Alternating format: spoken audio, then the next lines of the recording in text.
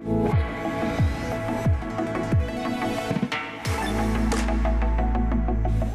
à tous, très heureux de vous retrouver sur School TV Le Mag, une nouvelle session d'infos, 30 minutes sur la scolarité de vos enfants, à chaque fois une thématique forte et une initiative sur le plan local et ou national, toujours avec Alix Sebguen. Salut Alix. Salut Patrice. On y va pour le sommaire, le Mag qui se met en mode orientation, aujourd'hui comme souvent.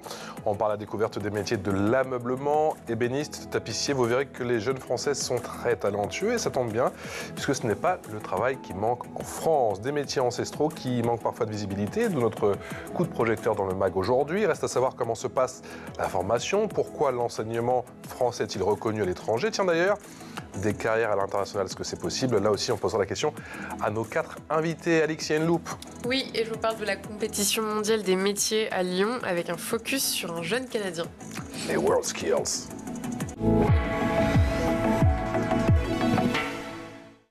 Et on est en Skype aujourd'hui avec 4 invités. Oui, 4. Bonjour Alexandre de Benat.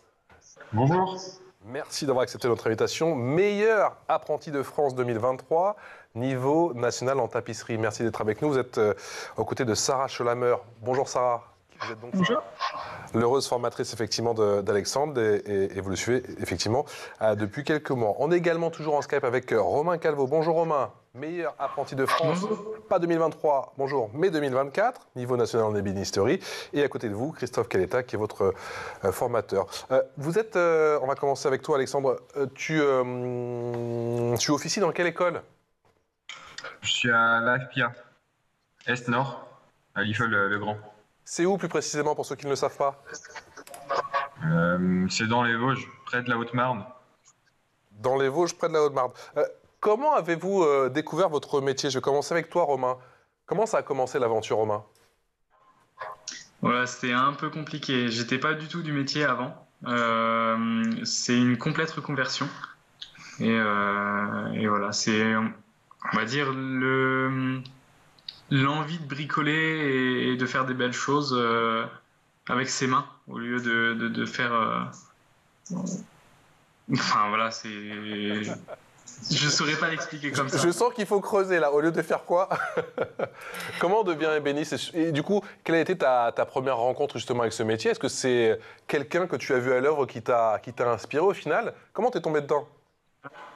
Ma première rencontre avec ce métier, avant je faisais de la physique et on m'a juste parlé de l'AFPIA. Moi j'étais juste quelqu'un qui aimait faire des choses avec mes mains et le métier d'ébéniste avant je ne connaissais pas.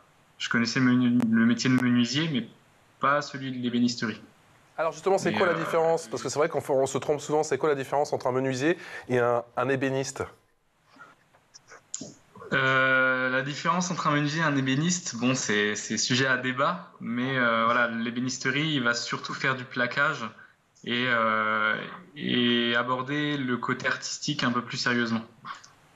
Et toi, Alexandre, Alexandre de Benat, comment justement tu es tombé, toi, du coup, dans le métier de tapissier? Comment tu l'as découvert?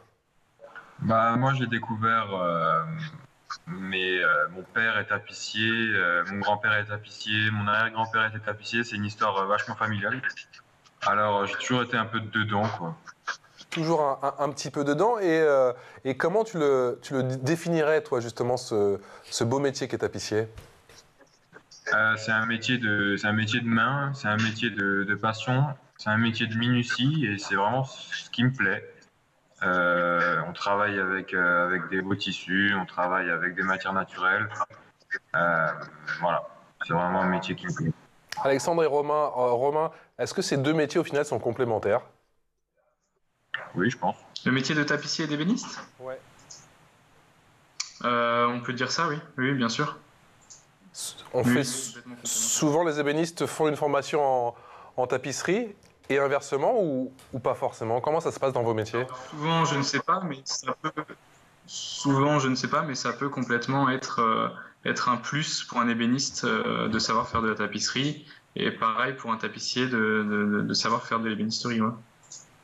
Et Romain, Alexandre, quelle est la part de créativité dans vos travaux respectifs?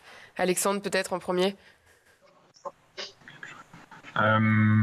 La créativité, c'est d'arriver des fois à moderniser peut-être un fauteuil qui a vécu, qui est un peu plus vieux, ou de carrément relooker, ou de vraiment lui donner un aspect plus jeune, plus neuf, le remettre au goût du jour. Sarah Scholammer, vous avez suivi, effectivement, vous formez actuellement Alexandre, vous avez suivi Alexandre en formation. Quelle est la particularité de ce métier? Alors déjà, c'est un métier assez physique, ça faut pas le cacher. Et la créativité, justement, c'est très très important. Comme disait Alexandre, pour remettre au goût du jour certaines pièces anciennes, pour les moderniser, que ce soit avec les tissus, les différentes finitions qu'on peut mettre, des clous, des passementeries, etc. Toutes les couleurs qu'on peut mettre ensemble ou non. Et même au niveau du bois, de la carcasse, de la couleur du bois, il y a des possibilités énormes. Vous dites que c'est un métier assez physique. Qu'est-ce que vous entendez par là, qu'on comprenne bien, pour ceux qui ne connaissent pas ce métier? Alors, au niveau traditionnel, déjà, dans ce métier, tout se fait à la main. Et dans le traditionnel, on a, par exemple, une étape où on doit baisser des ressorts à une certaine hauteur. Et rien que cette étape-là, dis-moi si je me trompe, Non. Mais ça demande déjà pas mal de muscles. Et même manier le crin, savoir l'emballer avec une certaine toile, etc. Tout ça, toutes ces étapes l'une derrière l'autre, fait que on gonfle facilement. Vous avez combien d'élèves à l'école en tapisserie? Alors cette année, j'en ai un peu moins de 20. Tout CAP, BP, formation continue mélangée. Et ça reste stable d'année en année, ou vous avez le sentiment que, on en parle beaucoup dans nos émissions, depuis le Covid, il y a beaucoup de jeunes qui cherchent des métiers avec du sens, des métiers nobles. Vous avez le sentiment que vous avez des nouveaux profils qui arrivent sur les bancs de votre école? Alors, à la sortie du Covid, on a eu beaucoup d'adultes en reconversion, des anciens RH, etc. Mais là, cette année, par exemple, on a eu un peu une baisse au niveau du nombre. Après, à voir ce que ça va donner, mais on reste quand même en recherche. Christophe Caletta, même question pour vous. Quelle est la particularité du métier d'ébéniste? La particularité, la fabrication, la création, elle s'apparente à la menuiserie, mais effectivement, comme disait Romain, c'est pas les mêmes objectifs. En ébénisterie, on va avoir une touche artistique. Donc c'est pour ça que dans les cours, dans la formation depuis le CAP, BMA, voire au-delà, on intègre beaucoup de caractère artistique au niveau d'histoire de l'art, de la création, bref, voilà. Et on fait le lien entre l'art et le technique. Donc du coup, on essaye dans cette formation de faire un ébéniste accompli de la création jusqu'à la fabrication, en passant par la conception.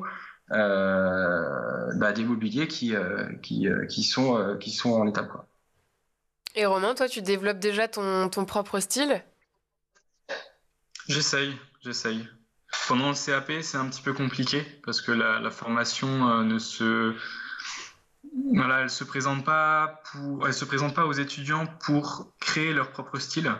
Mais pendant le BMA, on met un point d'honneur à vraiment pas faire ce qu'on veut, mais s'épanouir artistiquement au niveau du style, au niveau du plaquage, au niveau de l'art, etc. C'est quand que tu t'es dit, Romain, que c'est ça que tu voulais faire et que tu as peut-être pas trop écouté ce qui se disait autour, parce qu'on fait encore une fois beaucoup d'émissions, et souvent on nous dit, tiens, j'ai fait 2-3 ans d'études dans tel domaine, alors que je savais depuis un petit moment que je voulais faire ça. Qu'est-ce qui t'a poussé à franchir le pas? Du moment où j'ai découvert le métier d'ébéniste. C'était une évidence pour toi? On n'a pas entendu. C'était une évidence pour toi? Ouais. Dès que j'ai découvert ce qu'on faisait, ce qu'on pouvait faire avec du bois, avec du plaquage, avec nos mains, etc. J'ai su que c'était ça que je voulais faire. Et je suis très content d'avoir trouvé cette voie-là. Combien de temps de formation et quel est le programme des cours? Parce que j'ai quand même le sentiment qu'il y a une dimension technique, mais pas seulement. Alors, combien de temps de formation? Souvent, c'est des laps de temps de 2 ans. Donc 2 ans pour le CAP, 2 ans pour le BMA, 2 ans pour le BP, etc. Le contenu des cours, on va surtout être pour les cours théoriques dans de l'art, donc que ce soit de l'art appliqué, de la culture artistique ou ce genre de choses. Et on a aussi des cours théoriques plus techniques, comme de la technologie ou de la conception. Et tout le reste, pour les personnes qui ont déjà un diplôme équivalent au bac, ça va être que de l'atelier.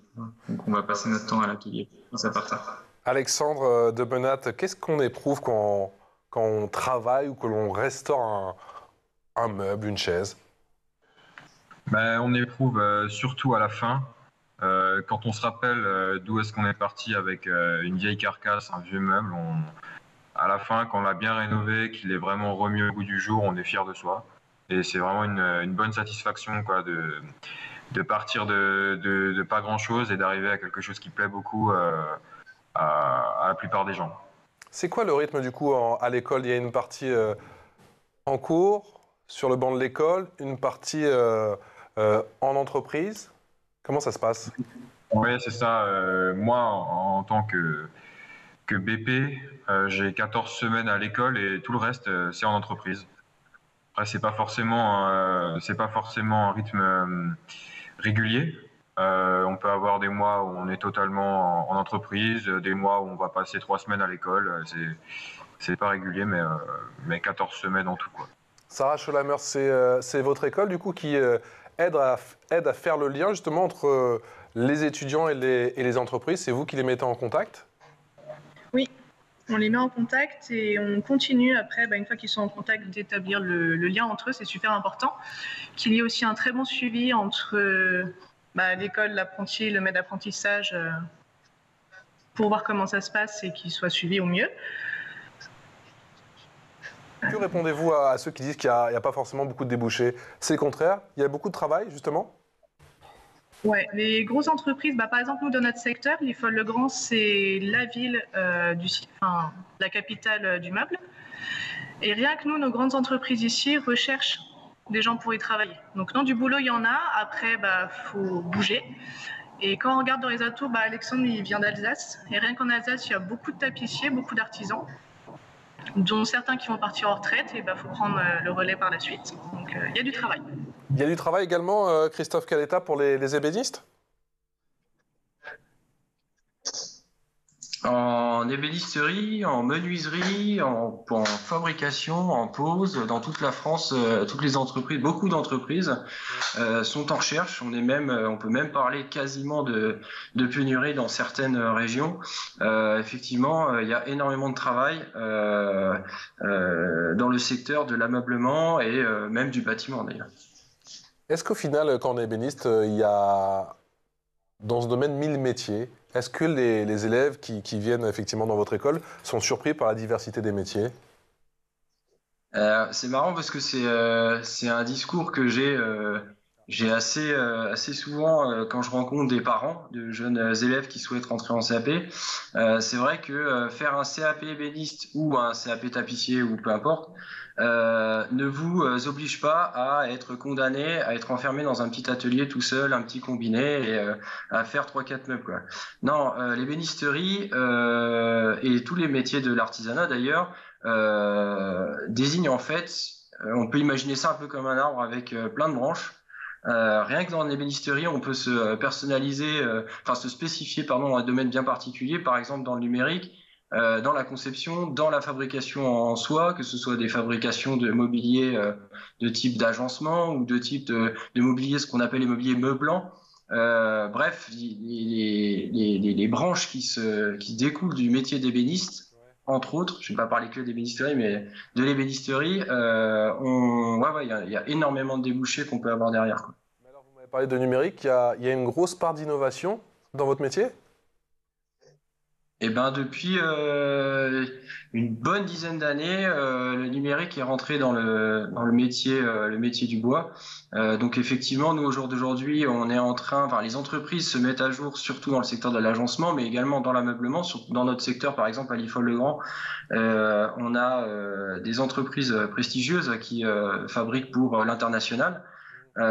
Et elles sont équipées de systèmes numériques, de machines-outils à commande numérique, ce qui leur permet en fait de pouvoir rentrer dans de l'industrialisation sans parler d'industrialisation, mais rentrer dans des moyennes séries ou en tout cas passer sur des usinages de pièces qui deviennent de plus en plus complexes. Ce problème de manque de savoir-faire, on va en fait petit à petit développer des fabrications via le numérique, ce qui permet d'aller de fabriquer des choses en série ou des choses très complexes à partir de ces machines-là, quoi. Alexandre, quand on parle débouché, tapisserie, restauration, on pense aussi forcément au mobilier national, sorte de garde-meuble du mobilier de l'Élysée, par exemple, et de tapis, entre autres. Est-ce que c'est un métier, un chemin qui vous intéresse ? Je sais pas si ça m'intéresserait. Mais j'aimerais quand même bien voir un peu les ateliers de l'Élysée, de ceux qui travaillent, mais je pense que c'est vraiment un niveau très élevé.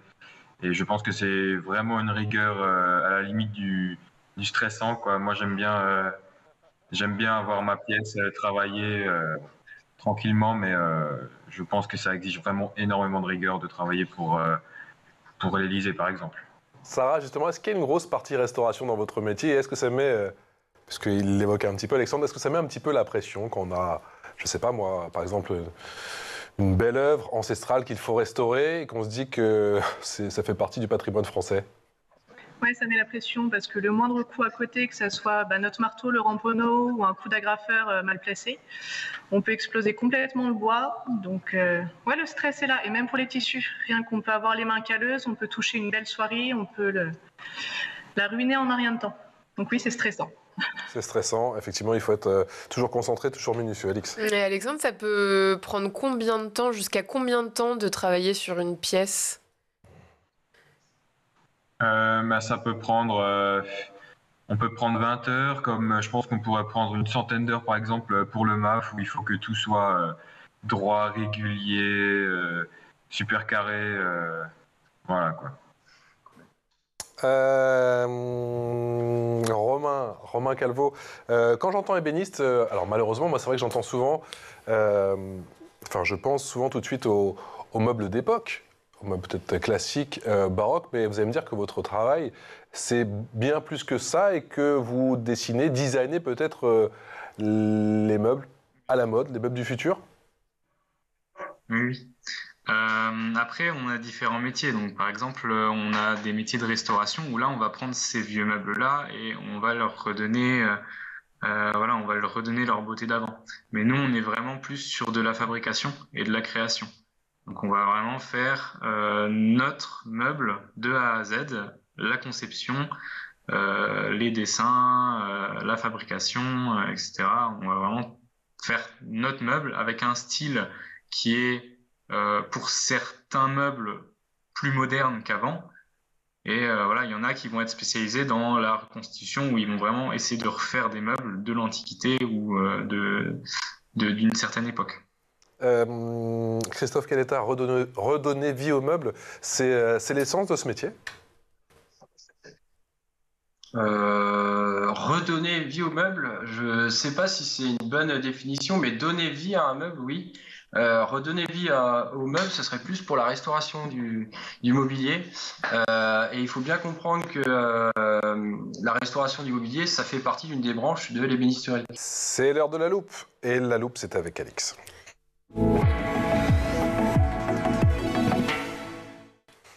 Alix, tu nous parles aujourd'hui de la 47e compétition mondiale des métiers à Lyon. Oui, un événement créé en 1947, sorte d'Olympiade des métiers.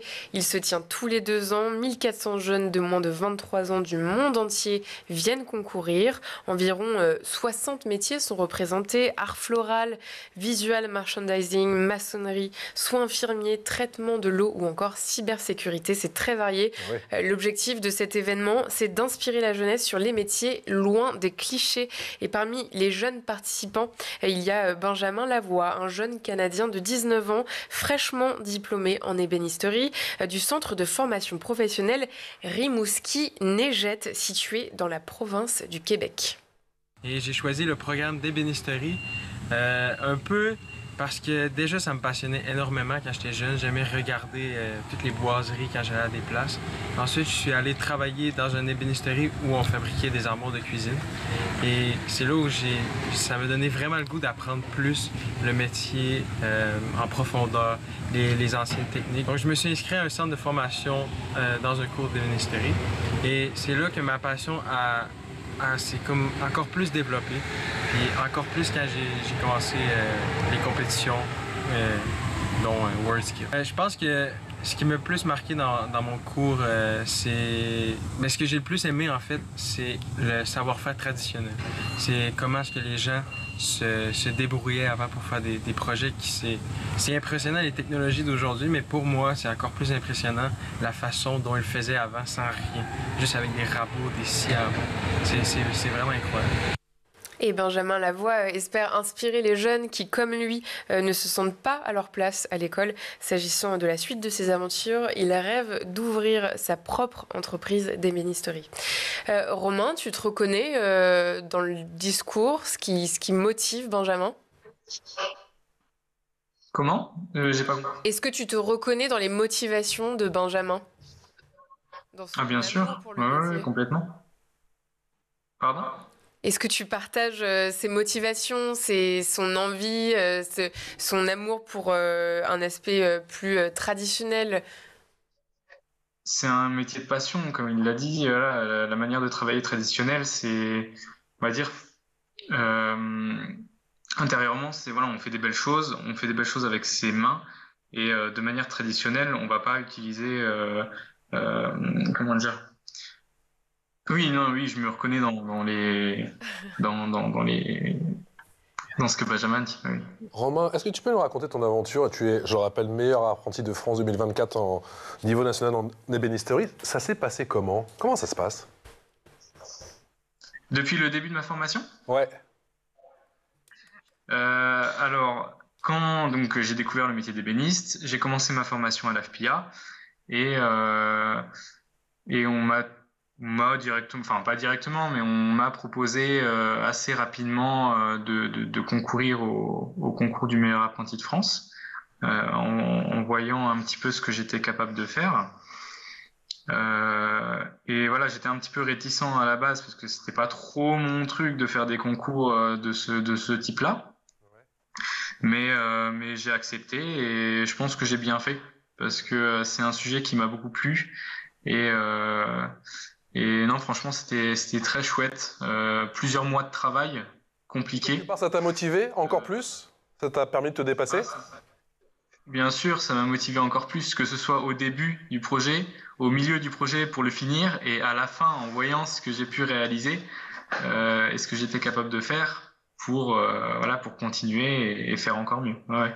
Du coup, Christophe, ça fait de vous le meilleur formateur de France? Oula, moi je suis pas tout seul à avoir assisté Romain. C'est collectif comme récompense. Ah oui, clairement. Ouais, et c'est surtout à lui qu'il la doit. Hein. C'est pas forcément alors si un petit peu quand même à ses formateurs, hein.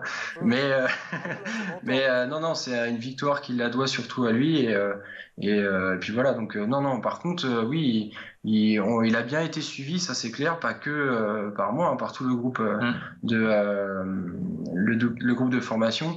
Et ça a permis en fait, je pense, ça t'a permis, pardon, de pouvoir te dépasser quoi. Ah bah bien sûr, ouais. Même question pour vous, Sarah. J'imagine que ça fait chaud au cœur, non? D'être récompensé, c'est aussi un peu pour vous? Ça fait vraiment plaisir, surtout pour lui, hein, comme disait Christophe, c'est du cas lui-même.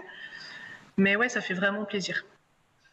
Et vous avez pu encore plus apprécier du coup ça, parce que je sais pas avec quel talent ils arrivent et quelle dextérité ils arrivent quand ils débutent à l'école. Ça vous a aussi permis de voir le chemin accompli durant ces nombreux mois? Oui. C'est bon, déjà de base quand il est arrivé, on voit que la famille est tapissier. Mais ouais, il y a eu une avancée assez incroyable et je pense qu'il va aller très loin. À quoi on le voit ça d'ailleurs? Parce que tout à l'heure il faisait le modeste, il a dit que l'Élysée c'est trop haut, mais moi je sais qu'il va y aller. À quoi on voit justement qu'il a cette dextérité, ce talent pour ce métier? Déjà, il a la logique de la construction d'un siège, on va dire.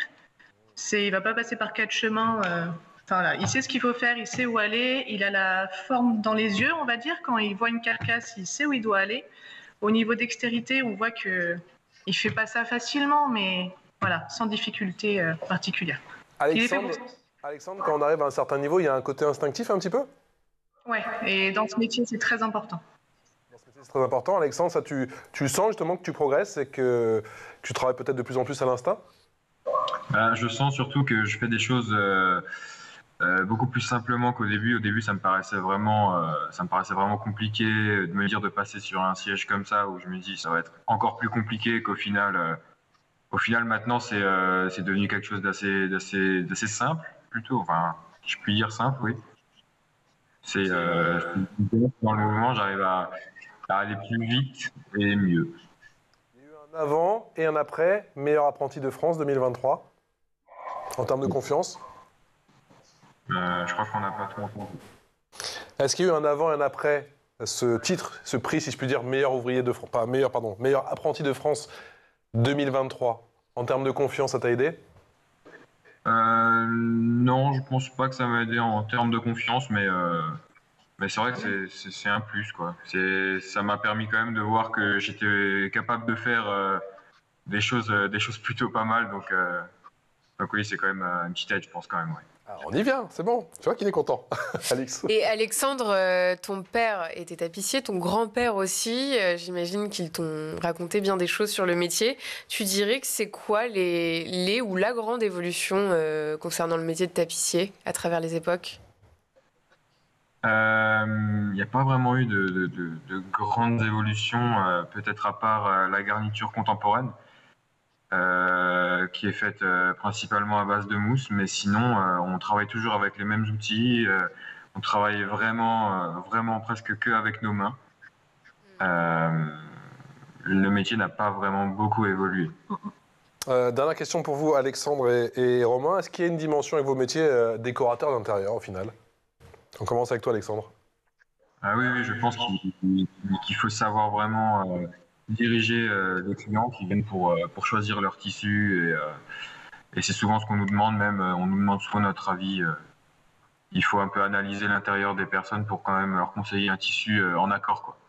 Romain, l'idée c'est de faire du sur-mesure bientôt avec les clients, d'écouter leurs désirs et de réaliser justement ce qu'ils ont en tête. C'est déjà le cas.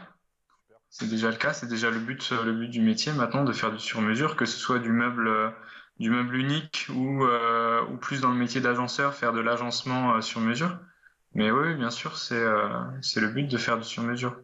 Ben encore bravo et merci de nous avoir accordé ces minutes précieuses ce matin pour nous faire découvrir vos deux très beaux métiers que sont ébénistes et tapissiers. Alexandre Debenas, Sarah Scholamer, Romain Calvo et Christophe Caletta. Un grand merci à vous, merci à tous les quatre pour nous avoir accordé votre temps ce matin. Alix, on se retrouve demain. À demain. Pour une nouvelle aventure, une nouvelle émission de School TV Le Mag. Ciao.